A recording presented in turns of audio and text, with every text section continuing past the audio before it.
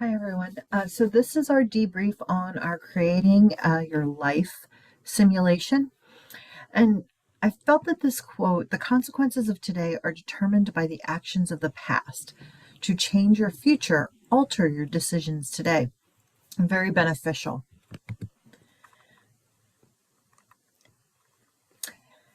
And so the simulation wants to know, did you live a life well lived? Right? We don't learn from experience. We learn from reflecting on that experience. And that is exactly what you had to do through the simulation, but also as part of your reflection journal this week.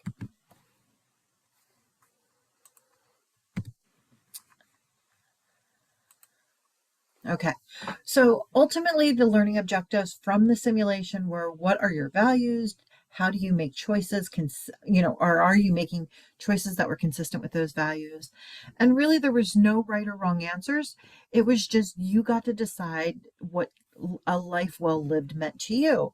And how do you make those decisions when you've got competing priorities? So we're going to look at the results, specifically, talking about satisfaction with the decisions made, what mattered most, and how did that look for the class as a whole. So our overall results showed that pretty much people put personal relationships over work, but work was a little bit of a higher priority than self-care. And yet we also had social impact that was also, a factor. But interestingly enough, again, social impact came over self-care. So, and just slightly behind personal relationships. And so when we take a look at these based on work decisions and personal relationships, and then even those kind of self-care and social impact, we can see that as a class, we're prioritizing people over our work. And I will say that that is, very important to us.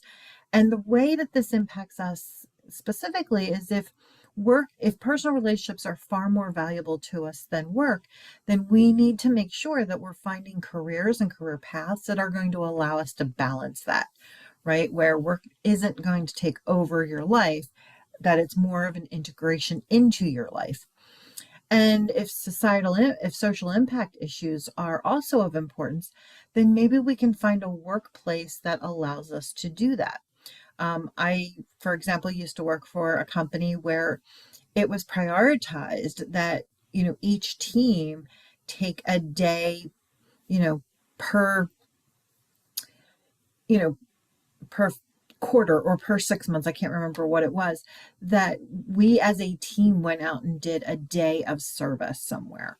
And, some teams did it, in small pieces, some did a project a year, but we got to pick the social impact issue that we were dealing with. And we typically did something local in the community.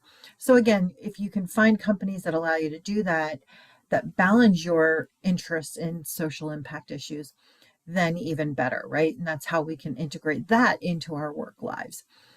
So overall, it looks like, we really focused in on our personal issues, our personal relationships, with work being our second priority, then self-care, and then, the social impact actually was a little bit higher than self-care. So self-care was our lowest as a class. But one thing I will remind everyone is that if we don't take care of ourselves, who will?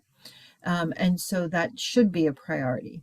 And so for this class, I would say, just going back and looking, it does look that we, have a fair balance of it. So we're coming in self-care,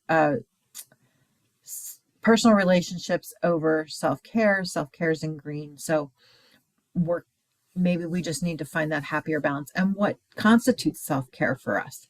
So some people I know have argued in the past that personal relationships are part of self-care. Yes, but self-care is sleep, it's eating right, it's exercising, it's, having a hobby, something that makes us feel good, that allows us to, re-energize and reset.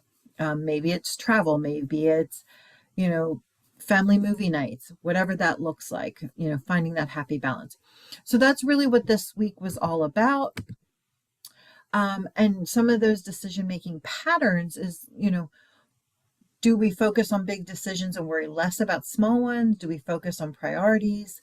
How do we prioritize big versus small decisions? How do we balance them all and, stay consistent with our values?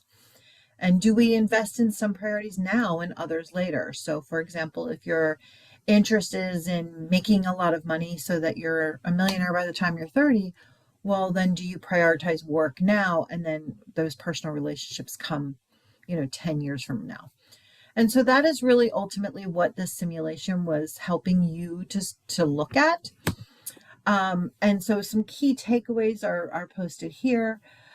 Success can mean living consistently with what matters most to you. You must be prepared to deal with unexpected events, right? So some of you had unexpected events happen in your simulation, and sometimes it was challenging of how to balance that.